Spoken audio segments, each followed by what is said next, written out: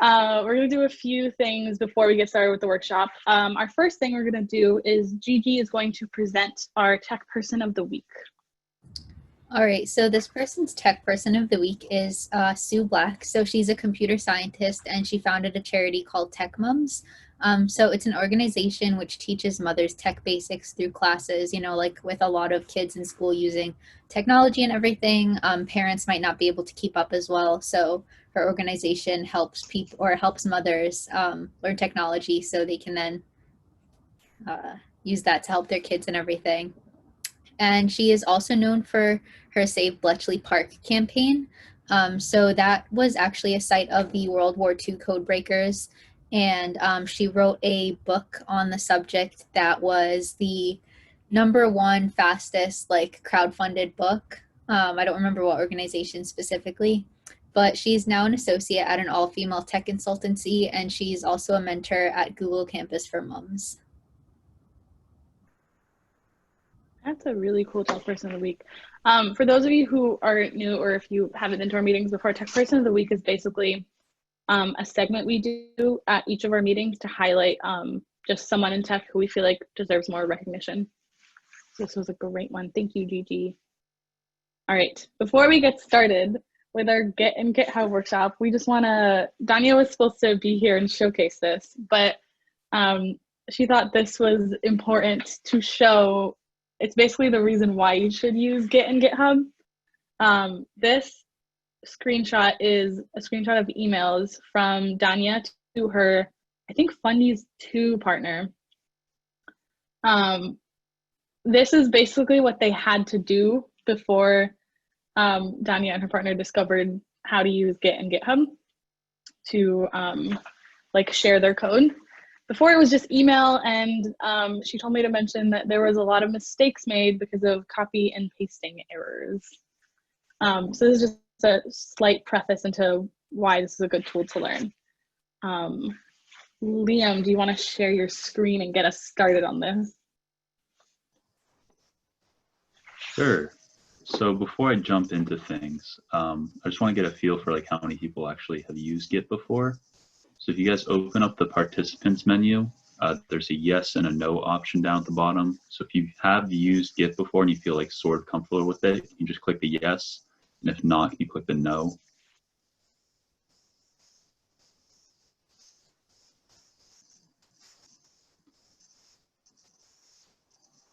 Okay, looks like we got some yeses in there. We got some nos. Looks like a pretty good mix. So let's jump into this. So this workshop's supposed to be about an hour. We don't have an hour, so I'm gonna see how much we can get through with this, and hopefully we'll learn some things. If you guys have any questions throughout the recording, I'm not actually gonna be able to see the chat, but if you wanna put it in the chat, if it's something simple and someone else can answer it, please answer each other's questions. If it's something pressing that I should stop for, someone just speak up and let me know. And then we'll leave towards the end, we can just answer any bigger questions if we have time. Exactly. All right, so source control and Git. So really the key ideas we want to get across here is what is source control, what is Git, and why is it a good source control system, and how can we use Git in our development cycle. So the first question is, what is source control? And source control is really just the practice of tracking and managing changes that you're doing to a code base. It could be for any kind of code stuff. It could also be for non-code related things. You can use source control for anything that you are making iterative progress on. And a source control system is just a systematic way of handling that. So just kind of giving you guys ideas of what this is good for. If you want to add new features to a code base without disrupting existing ones, you're going to want to use source control. If you want to track the history of your projects, you can look back at older versions. It also helps a lot with collaboration. If you have multiple people working on the same code base, you saw the partners sending emails. Git makes that a lot simpler for that. And it's also good if you introduce bugs with your new features. It helps a lot with being able to track those down and see where they might have been added. So just to give you guys an example of what a really basic source control system could be, bad one at that, is if you have a bunch of files that you're trying to keep track of on your computer in one big repository, what you might say you want to do if you want to keep track of the changes they're making, every time you make a change, you're going to copy your entire code base into a new directory and just keep it in a big folder. Then every time you need to make a different change, you just make another copy and you just keep going. So why is this a bad idea for source control? If anyone wants to speak up now, be brave, go for it. Otherwise, drop it in the chat and someone can read it off for me. Why would this not be a good idea? Something? What if we wanted to undo something? Yeah, it would be tough to do that. You'd have to go back to an old version of your code in some big file. Any other reasons? It's easy to forget the order that you copied your directories in if you don't label them clearly enough. Yeah, you're going to end up with a big mess of a bunch of directories and have no idea what's what. A lot more tedious to go through different files. A lot more tedious for sure. If you do that for every assignment, you're just going to take up all the space on your computer. Yep, and that's the last one I was looking for. It's going to be a lot of space because you're going to have to treat so many multiple copies of different files every time you change something. So what is Git? Well, Git is a good implementation of a source control system. And before we go too into it, you're going to hear Git and GitHub a lot of times. GitHub is not the same thing as Git. GitHub is the website, and Git is the system that underlies it. It's sort of like if GitHub is like YouTube, Git is like videos. It's not a great example, but that's kind of the idea we're going for here. So why is Git a good source control system? Well, for one, Git is tracking the changes to the content of your files, and not just the changing of files. So with our bad source control system, every time we want to make a change, we'd make an entire copy of the repository. We could do better and maybe like, oh, if we only change this file, we're only gonna make a copy of this file. But Git even goes farther than that. It doesn't keep a copy of any of the files. It just keeps track of what's changing in them. Git is also distributed, meaning people can collaborate without being connected to the internet. Everyone kind of has their own Git history. You don't have to talk to any website to figure out your Git history or work with it. Git is also very fast because you're only keeping track of what's changing in a file. You have so much less overhead for that. It gets a lot faster than if you tried to copy everything. And then we'll see a little bit, the Git commands are very customizable. So once you get really good at Git, you can do a lot of very advanced things. So all the pro developers really like that. Before we get into an example, I just want to bring up a couple terms you're going to hear a lot when talking about Git. The first one is repository or repo. It's basically the big directory that's going to have all of your files. The repo is where all of your code is. A branch is an independent line of work. So what that means is as you're making changes, if you keep making changes that build upon each other, you're working in a singular branch that goes back to wherever you started. Staging is where you decide to keep track of files that you want to keep track of. We'll see it in the example, it'll make more sense. And a commit is basically taking a snapshot of your project. The commit in Git is like when you're actually copying over your entire directory in our bad system. And merging is when you take two separate branches, two separate lines of work, and you merge them back together. All right, so normally I would have a whiteboard for this presentation. Unfortunately, because of COVID, I don't. But basically, as we're going through an example, I'm going to be coding some things. I'm also going to be drawing some pictures. And there are really three main components to Git. There are blobs, commits, and tags. A blob is basically just all the file data. It's the things it's the changes that Git is keeping track of. It's just a big like stack of data.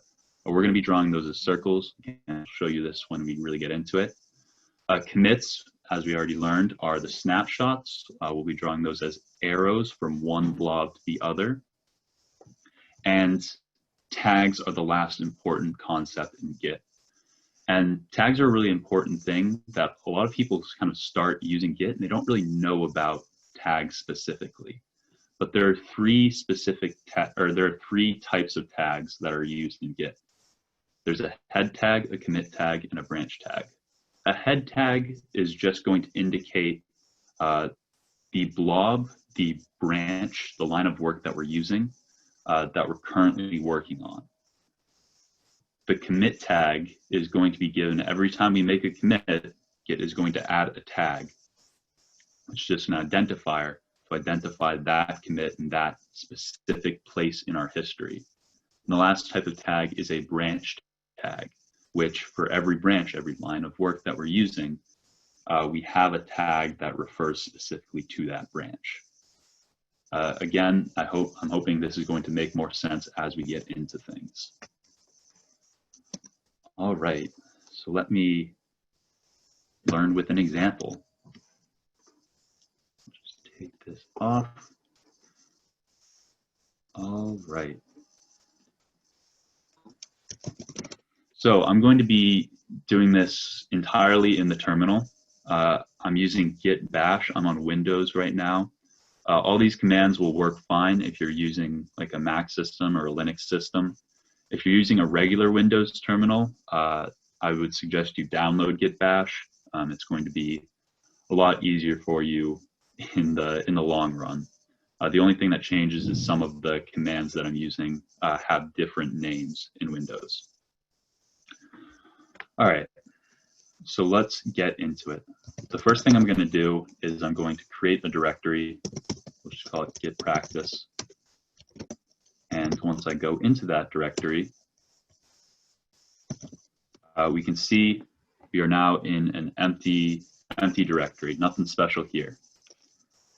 For us to actually have some code to work off of, I'm going to be writing some HTML files. I'm using Vim for this. If you guys haven't used Vim, it's a little hard to get your head around, but it's not really the focus of this workshop. So if you don't understand any of the code that I'm writing right now, that's totally okay. I promise it won't matter. But we're just going to create a simple HTML page so we can see some stuff.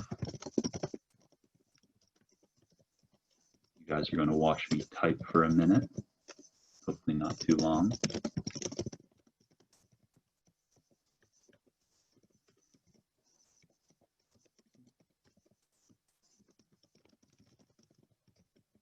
Isn't that right? It's a lot of fun. Last one. I mean, when you realize how much easier it is to use this instead of emailing back and forth, really brings the fun out. Exactly. All right, now that we have our file, let's look at it. So we're just going to open it with Chrome. I think this will work. Yeah, and here's our page. Welcome to our page. We're learning Git. We are indeed having fun. So right now, we just have a regular directory. There's no actual Git involved in this. It's very simple. To actually add Git, all we're going to have to do is run this one commit, git init. Of course, you have to have Git installed on your computer. If you're using Git Bash like I am, that comes automatically with it. If you're using something else, then you just have to download it from the internet. You can just search Git install, and it should be very simple. They make it very straightforward for you. But once you have Git installed, you should be able to run git -- version. That's the version of Git I'm using.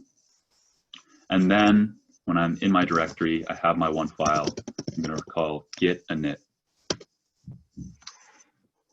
Initialized empty Git repository in this directory that I'm in, .git. So we can see we now have this little master thing right here. This tells us the branch that we're on. It's, again, probably Git bash specific, but you can have kind of similar things in different terminals.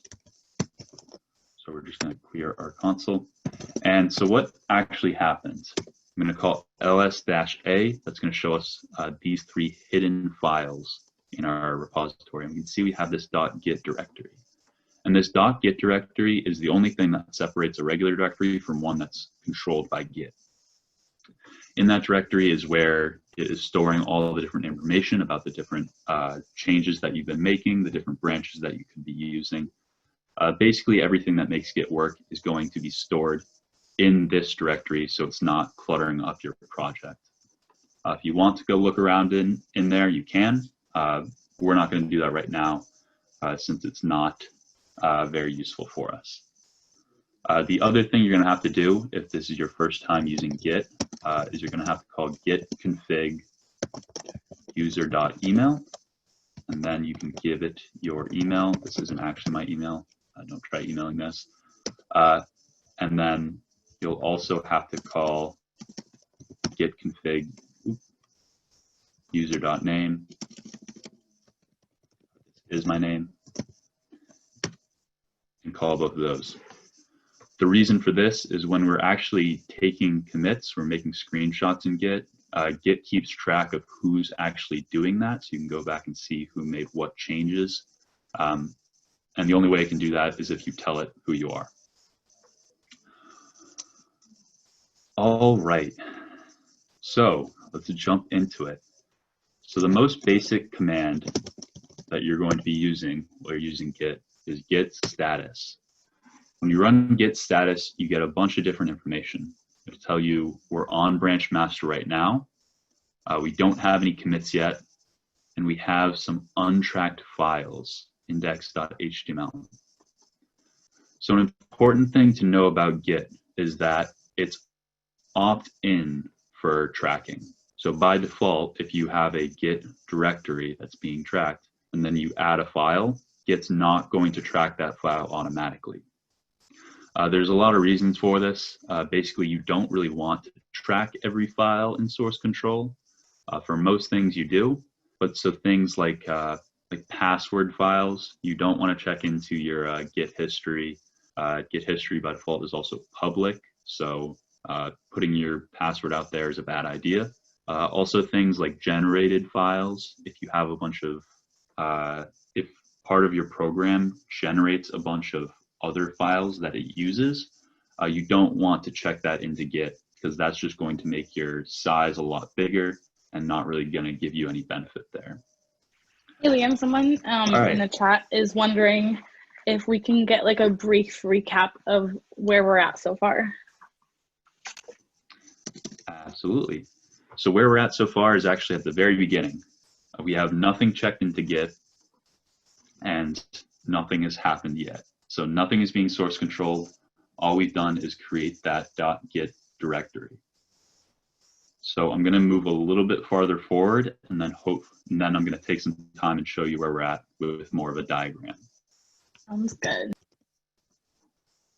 So Git tells us right up here, if we want to commit this file, if we want to start tracking our index.html file, we have to call this command, git add file.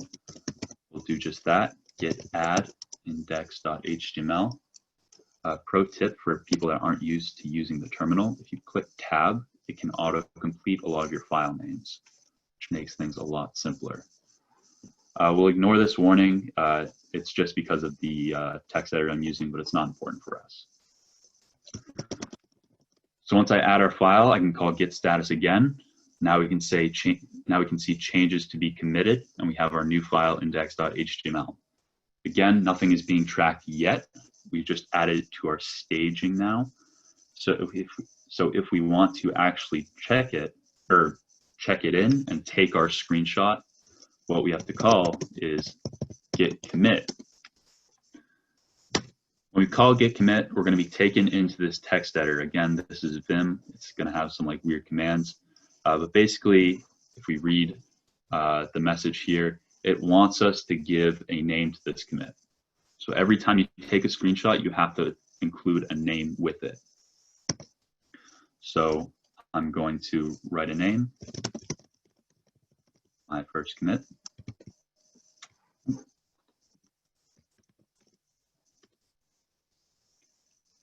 And we have committed. The reason you have to add a name is just because it's a good kind of auditing of commits.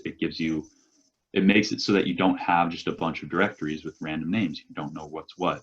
It just gives you a better way of navigating through everything. Let me see if I can. That's fine. All right.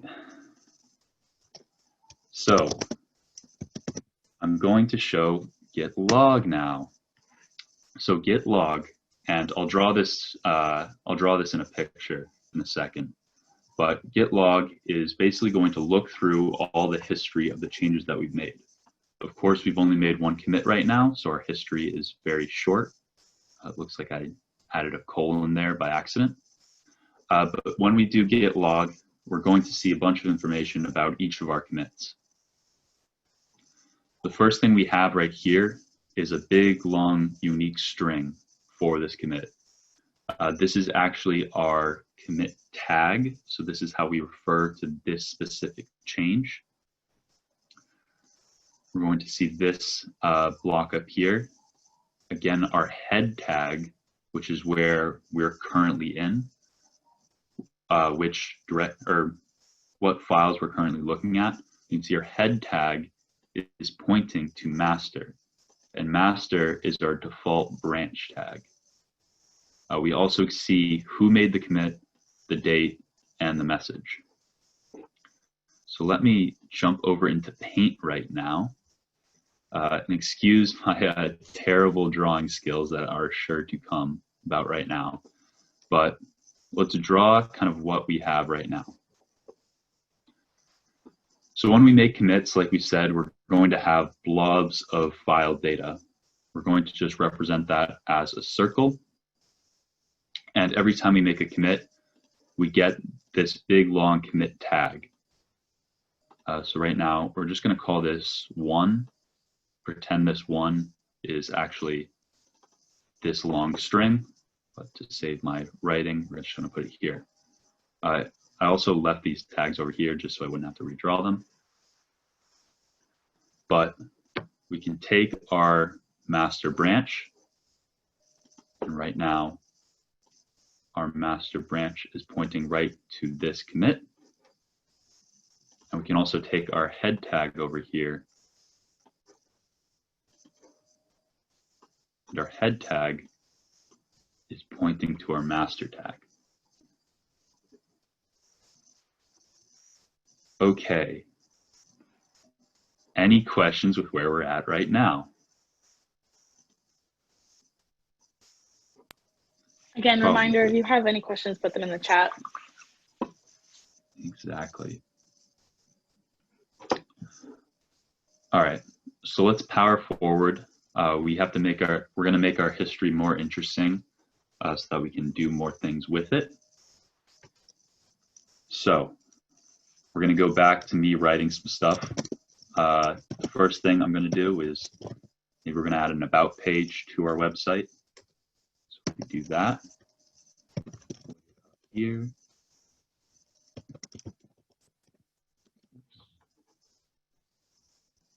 Sorry, these meeting controls keep rocking me.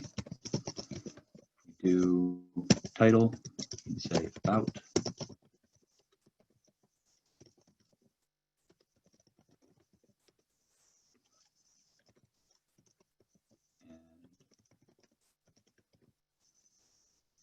We'll just add some basic text on here.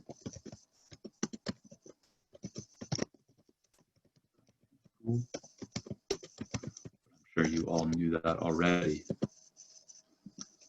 All right, so that's our about page. Let's add one more page, maybe a skills page. So once I type through this once more.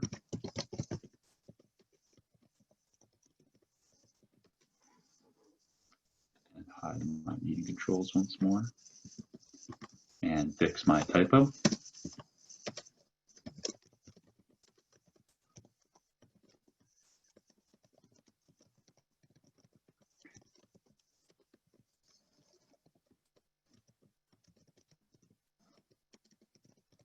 Good at coding.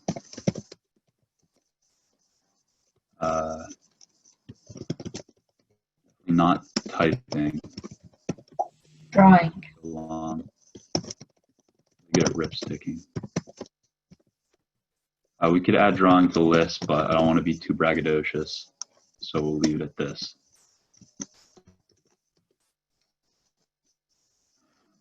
All right. So we have our 2 pages right now. I think if we can look at them if we do start Chrome, app.html. That looks good to me. Let's look at our skills page too. All checks out. So, back to Git and say Git status. So like we said, our control system is auth-in, about, and skills. We haven't said that we want to track them yet, so Git's going to call them untracked files. We don't want that, so we're going to call Git add. You can also call Git add with a star, and it's just going to add everything. So there we go, both of those are committed. Or both of those are in staging, and we can add a commit. And just a, oh no. You guys still hear me? Yes, you for a second, but we can hear you. Perfect. All right, we're back. So we're gonna call another commit. Instead of going into that code editor again, we can also call git commit -m and just give our message right here. Say we added some pages, commit that, and look at our log. So some interesting things to note. We still see our first commit here. Now we have our added some pages, and both our head and our master tags moved up. So if we draw that really quickly, we have 2. And between these blobs, I'm also going to draw an arrow to indicate that they build on top of each other. So 2, like we said, Git isn't going to store an exact copy. It's just going to store what's changed from the first blob. And our master and our head tag both moved up, so now they're pointing at 2. The other thing to note here is note the direction of this arrow. 2 is pointing back to 1. So 2 knows about 1 because it's built on top of it. If we go back to commit number 1, it doesn't know anything about 2. That's one of the things about Git. It's built on top of each other. And we'll see that a little bit more later on. But before we get into some more interesting things, let's just add a quick change so that we can navigate between our pages. So to do that, I'm going to come back to our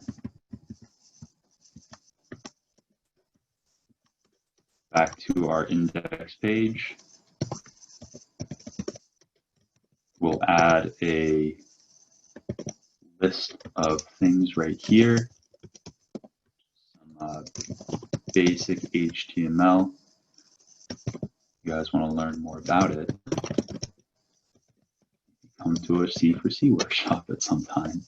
At some nice point. Plug. Gotta fill the space while I type. HTML. Sundays at noon. Just in case you didn't hear, you said Sundays at noon. Use the DOF. All right. I don't think I made a typo. Let's test it real quick.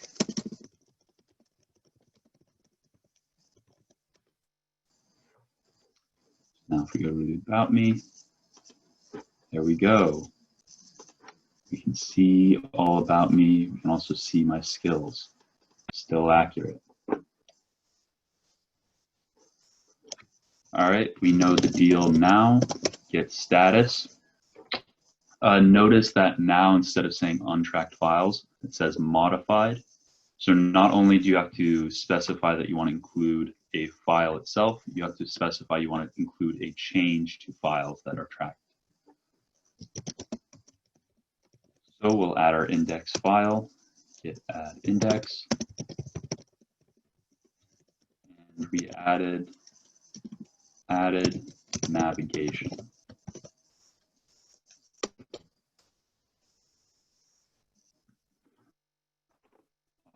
All right. That means we can go ahead, draw another blob, move this stuff up. All right, and I'll do one more commit really quickly.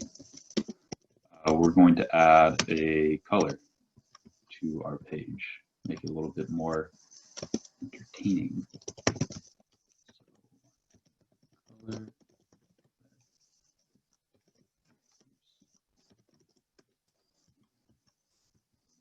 And just to check, you should always check before you commit things in. Our page is red. Wonderful.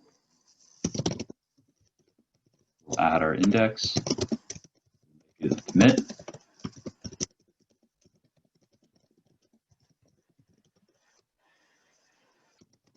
Look at our log. Now we can see all the different commits that we made going back to our first commit. We added some color, we added navigation, we added some pages, and it was our first commit. As is now tradition, here is our 4, pointing there. We'll select this and move it here. So this is all well and good, but we haven't really done anything with Git yet. Like, we're just adding these commits, but what if we want to go back and look at it before it had a commit, or look at our history, or just do anything a little bit more interesting? So the first thing we're going to do is we're going to go back in time. We showed someone our new color on a homepage. They thought it was terrible. They really hated it. So unfortunately, we're going to have to go back because their opinion means a lot to us, I guess. So what we're going to do is we're going to call Git Checkout. And when we call Git Checkout, we have to provide a tag. Remember, our tags are head, master, and our commit tags. So if we copy this commit tag, paste in here, called Git Checkout, we get some warnings, which we'll talk about in a second. We can call Git Log again. I'm also going to add the one-line command, which is just going to get rid of the author and the date, since we already know what it is. And we can see now we're added some navigation. We can't see that top commit. We can't see the color commit. And we see our head is now here. It's not pointing to anything. So essentially what we did, and when you call checkout, all you're really doing is you're moving this head tag. You're moving what it points to. So all we did was change it so it looks like this. Our head tag is where we're at. It's what we're seeing right now. And we've moved it back, so now it's pointing directly at the 3 commit. And you can see when we call Git Log, we can't see this commit. That's because there's no arrow pointing from 3 to 4. There's an arrow pointing from 4 to 3. It doesn't mean that 4 is deleted. It's still there. Our master branch tag is still touching it. Just from 3, we can only follow the arrows backwards, and we see 1.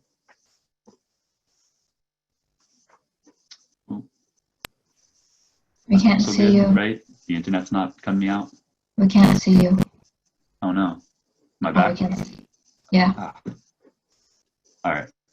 I'm back. All right. Oh, you cut out a little So bit. if we want to go back to our color commit, we decide that person's opinion doesn't actually matter that much. Oh. Yeah, you're cutting out a little bit.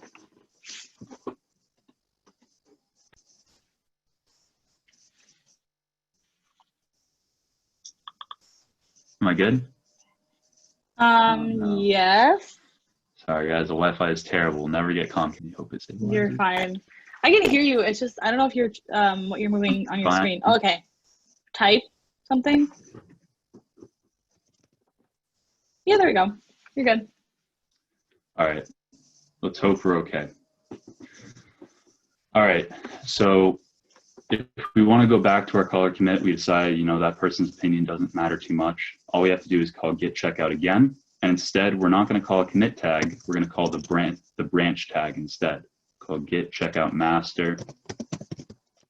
And now if we look, you can see our head is pointing towards master. And we see all of our commits again. So this is all good. We can see our history now. We can see all the things that we've done. It's a good way of kind of having an audit, but it's not super useful if we can't actually work with our previous history. So to actually do that, we have to start talking more about branches. So a branch is like our master branch, just a tag. I should probably move this over here. Is just a tag that points to one of these commits. So say our boss at our company that we're working at while we're designing this website wants us to develop a new feature, but he's not so sure about the red yet. So he wants us to build it off of our history without the red. So to do that, the first step is to go back to where we were right before. And before we start making changes, now we kind of have to pay attention to this big warning that Git uses. So Git's giving us a bunch of information here, and basically the gist of it is that you shouldn't have your head pointing directly to a commit. Instead, it really wants your head to point towards a branch name. The reason for that, so if we go back to here, we're pointing to 3. Say we make a new commit off of 3. It's pretty simple. It's just 5, and it points directly to 3. And our head tag, we'll pretend that arrow is pointing the other direction. Our head tag is now over here at 5. Paint can only do so much. Can only do so much. So our head tag is now pointing at 5. And this is fine for now. We still have all of our history. We still have 4, we still have 5, we still have 3. But what happens if we're at 5 right now, and then, our boss asks us to go and do something off the master branch? We're okay, let's check out master. Our head tag moves over here. And now we have a problem. Nothing is pointing towards 5. There's also no arrow pointing towards 5. So if we call Git Log, we're not going to see it in our history. Essentially, 5 is now lost because there's no way for us to get this commit tag unless we had copied it down somewhere. But at that point, why are you using Git? So to make this better, we have to add a branch tag. So the way we can do that is first we'll call Git branch. We call Git branch. It's just going to give us a list of all of our branches right now. It says master. It also gives us a little warning that our head's detached, which is nice of Git. And then to add one, we'll call Git branch again, but then we'll give them our branch name. In our case, we're going to call it Git branch feature. Once we create that, we can say we have the feature branch. So now I'm going to bring our feature into here. I'm going to draw it like this. Now pointing towards 3. But our head is also still pointing towards 3. So to fix this, we have to change our head so it's not pointing at 3 anymore, it's pointing at the feature. So if we do go ahead and do that, redraw the arrow for you guys. To do that, all we have to call is Git Checkout again, and our feature. Do a Git Log just to make sure everything's okay. Yep, our head is pointing towards our feature. We're currently at the 3rd commit right now. So we're going to quickly add our new feature. Maybe we're going to say that is a maybe a quotes page might be nice. I'm going to once again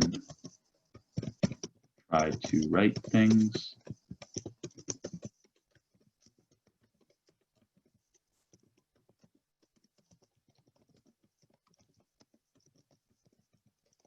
I'll just add a couple things that I said. Definitely said that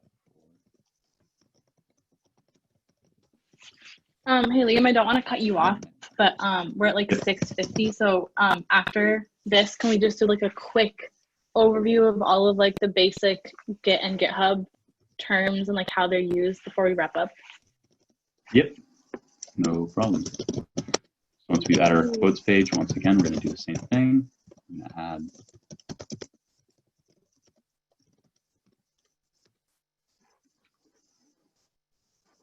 if we quickly start our page, we can say, yep, we have that. Well, I should have tested before, but who's counting? And we'll move all this stuff. Did my best. Put this on your resume. I'm trying out here. Now we have our feature talking to 5. So essentially what we have now is our head is talking to the feature branch, but we still have our master branch.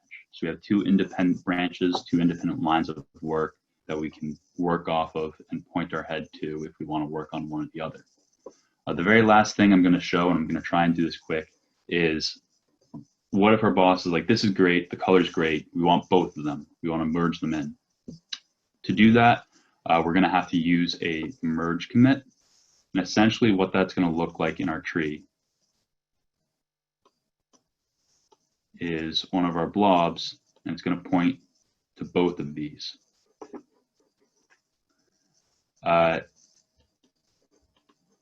That's pretty simple for us. Things get a little bit complicated if 5 and 4 kind of touch conflicting files. But because we're using 2 separate files and there's nothing that conflicts between the 2 different branches, what we can do is check out our master, and then call git merge. And we have to give it a feature or a tag name here. So I'm going to git merge the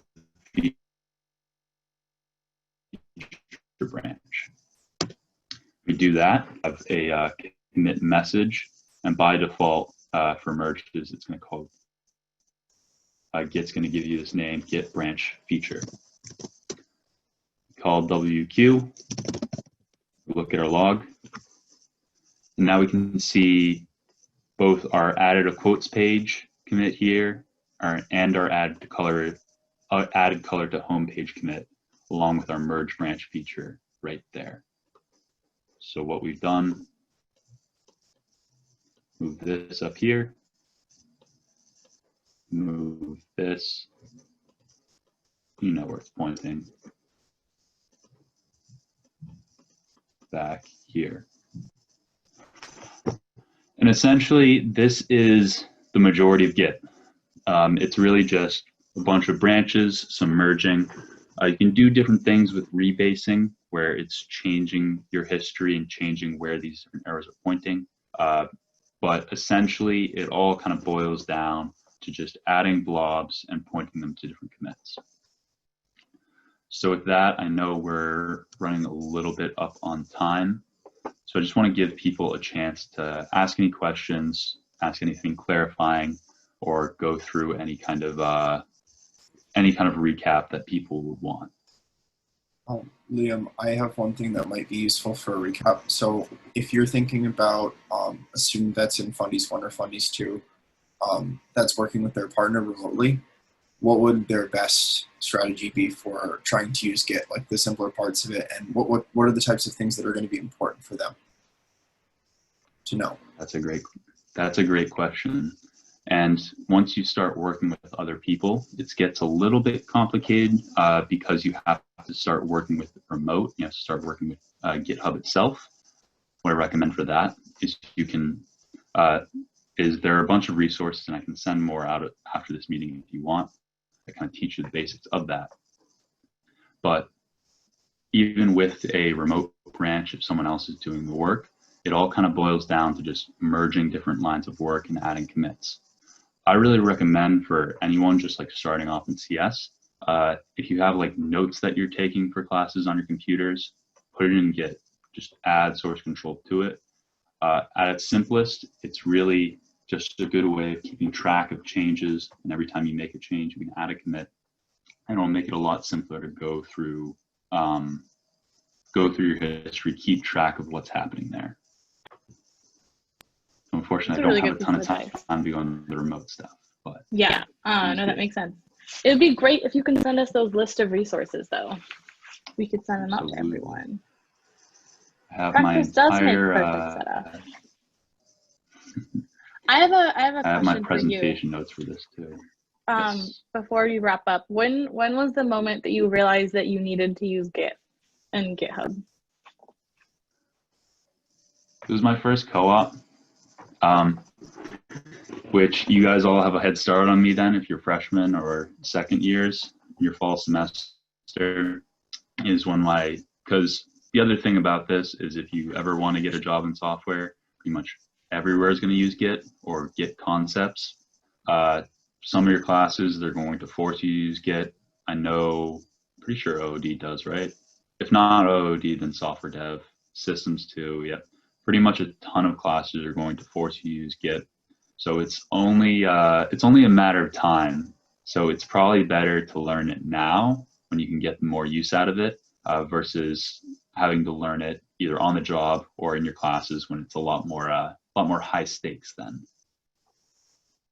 Yeah, that makes sense.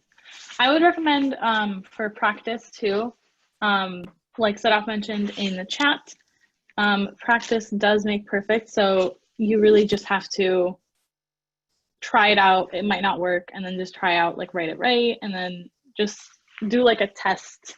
You can start a test repository. Or another cool tool that I used before I had to use Git and GitHub was GitHub Desktop. It was like a cool intro into it without having to know too much about Git. Jess Sue asked a question.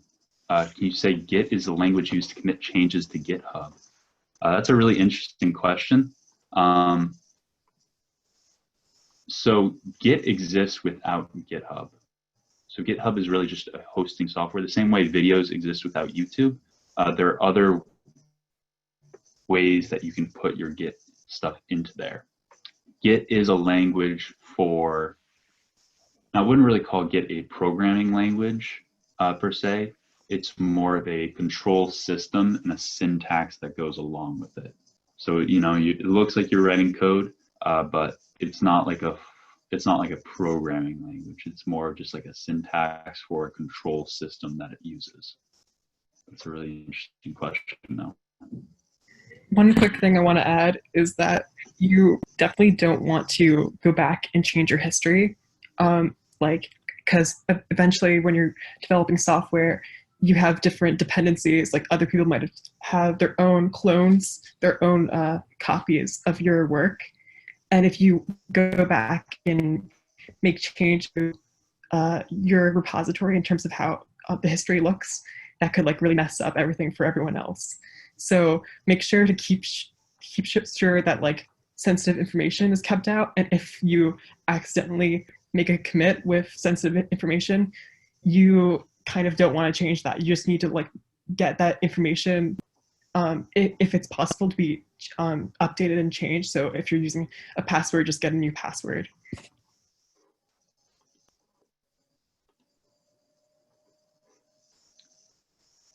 Oh, I was muted, but I said thank you. All right, so that was a lot, and just like quick disclaimer to everyone, using Git and GitHub it was very hard for me to like solidify my knowledge there. So if there's anything that you're confused about, we're going to share like beginner like breakdown. You can always watch a video. Google is your best friend in these cases. Like you could literally Google how to do anything on Git. So those will be very helpful. So don't feel like too intimidated if like you just saw a bunch of like beep boop today. It was intimidating to me too. But thank you so much, Liam from C4C, for putting on. Setoff is also here from C4C, and Fidanshi, I think. But so thank you guys for coming. Thank you for putting on this workshop. Make sure to check out, I put the QR code is actually their link tree. If you guys want to take like 2 minutes to like do a little plug, I know Liam already did one, but C4C has a lot of really cool stuff planned, and you can check all of it out on their link tree. I think their website is on there too. Yeah, I'll do a quick 2-minute thing. If you guys are interested, Code4Community is developing software solutions for nonprofits in the Boston area. We also do a lot of like teaching for web development specifically, of like how you can learn web development. We're running a 10-week program this semester that's supposed to teach you all the basics of web development from a very like beginning standpoint, called Jumpstart. That's starting this Sunday at noon. You can see all the information on our website at c4cneu.com. We also have some other events coming up, including a collab with Multi. So if you're interested in all of that, again, information on our website, or you can follow us on Instagram, where we post all of our upcoming events, which is also just C4CNEU.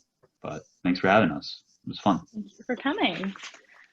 Yeah, if you want to learn by doing, C4C is definitely a good club to get involved in, because end up doing a lot of these things.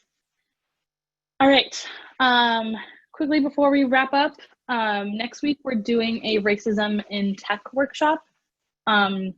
It's basically, we're going to spend some time highlighting the statistics that everyone probably knows about, see where tech kind of fails when it comes to people of color. Oops.